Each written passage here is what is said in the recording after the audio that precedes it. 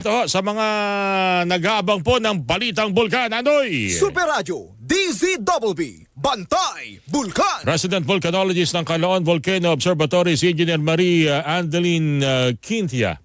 Engineer Quintia, magandang umaga po sa inyo. Si Orly Trinidad po ito sa Radyo na TV pa. Good morning po. Kumusta po ngayon ang inyong pagbabantay sa Canlaon Volcano, ma'am? Good morning po, sir, no? So far po, continuous po ang monitoring namin sa Canlaon Volcano. So, naka-record po tayo simula po kagabi ng 6:51 ng isang explosive eruption po sa Canlaon Volcano. Naka-record po tayo ng isang voluminous incandescent plume na tumaas hanggang 5,000 meters po above the vent po ng Canlaon Volcano, and ito po ay nag-produce ng pyroclastic density current or PDC na umabot po mula 2 to 3 kilometers po down the southern and southeastern slope ng ating bulkan. Ang ito, habang nagkakausap tayo, engineer, ganyan pa rin po ba itong nakikita namin sa video ngayon na pagbuga niya nung 6:51 kagabi? Humupa na ho at kung meron man siguro bahabahagyang pagbubuga ng usok o anumang uri ng plume ang nangyayari sa Canlaon Volcano?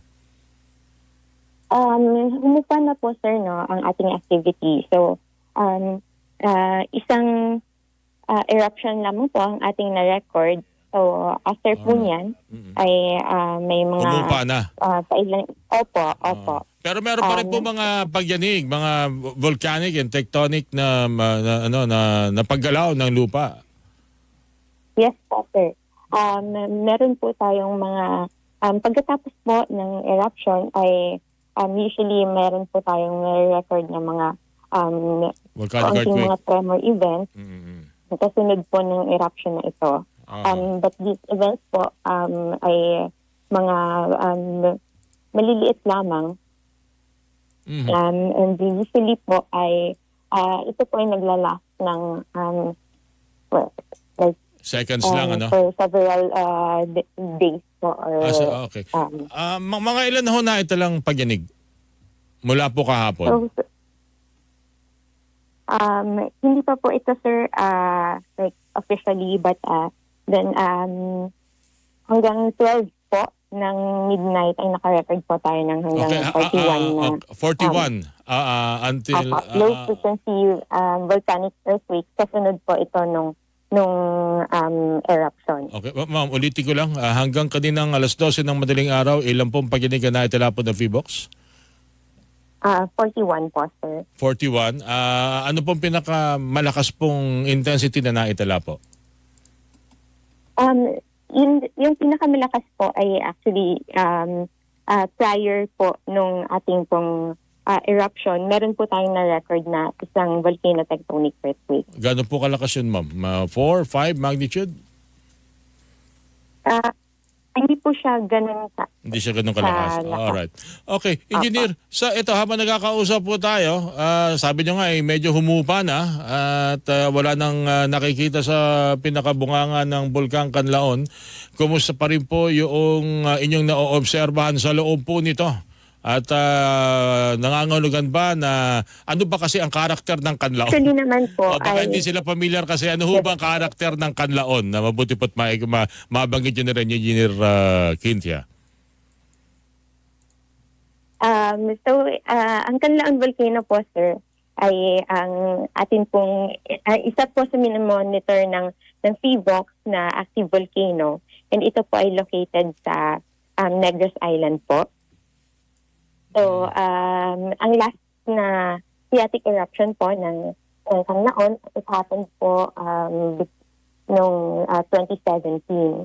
And kasunod po nito, so may monitoring po tayo na ginagawa sa activity po ng ating volcano. Engineer, ibig sabihin, gusto lang namin malaman, ang Canlaon ba hanggang dyan lang, nagbubuga lang ng usok, may mga lahar na lumalabas, pero hindi naman yun talagang masasabi natin na mapaminsala o yung humahantong ng major eruption, engineer? Opo, sir. No? So, for the last events po ng ating vulkan, ang na-record lamang po nating events nito ay ang phreatic eruption. Yun. Alright. Anyway, engineer, Nagbubuga lang po siya ng steam and ash po. okay, good. May lahar flow ho ba na itala? Ngayong ito ba nagkakausap tayo at hanggang saan umabot yung ashfall po? So, medyo malakas po yung yung explosion event na nangyari po kagabi ay medyo malakas po ito, no? And yung ashfall po ay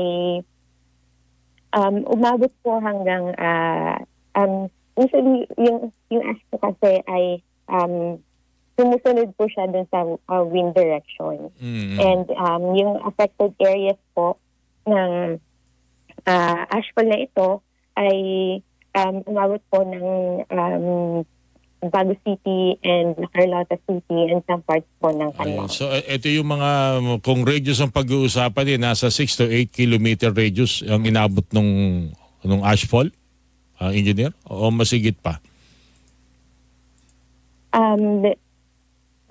Mas malayo pa? Ano po ito, sir, mas malaki yung Mas malawak. magiging Mm. affected areas ng ashfall dahil mas malakas po yung hangin and also mataas po yung plume ng ating Na nakikita. Okay. Panghuli na lang. Malakas po yung eruption column po. Okay. Panghuli na lang, engineer. Alert level to ngayon, tama po ba? Hindi ba maaring umakyat pa ito ng alert level 3 o maaring bumaba na ito anumang oras sa alert level 1?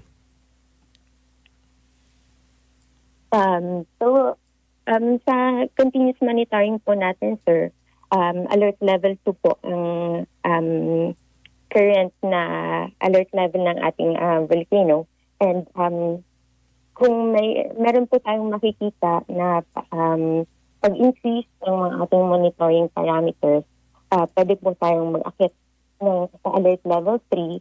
And kung mag-wane down naman po ang ating activity within weeks of monitoring, dun po tayo magbababa po ng activity. Engineer Kintya, maraming salamat po sa mga impormasyon ninyo pong binahagi ngayong umaga ito. Hingin lang ho kami ng update siguro kung kailangan hanggang mamaya po. Engineer, thank you po sa inyo, ma'am. Salamat po. Thank you po. Si Engineer Maria Adeline Kintya, mga kapuso, resident volcanologist sa Canlaon Volcano Observatory.